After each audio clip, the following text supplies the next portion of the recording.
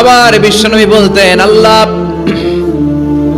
যে কিয়ামতের দিন বন্ধু বন্ধুরে চিনবে না, ভাই ভাইরে চিনবে না, কেউ কাউরে চিনবে না, ওই কঠিন দিনে আমি আমার খাদিজারে যেন ভুলে না যাই,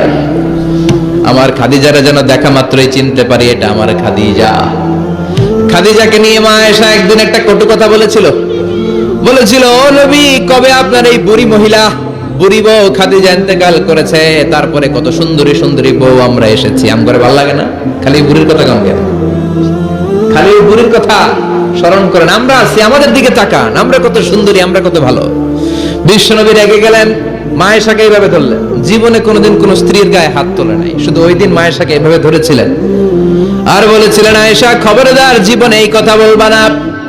আমার খাদিজা আমার বিপদের দিনের সঙ্গিনী, তোমরা আমার সুখের দিনের সঙ্গিনী, তোমরা কেউ আমার সাথে জেল খাটো নাই, খাদিজা আমার সাথে জেল খেটে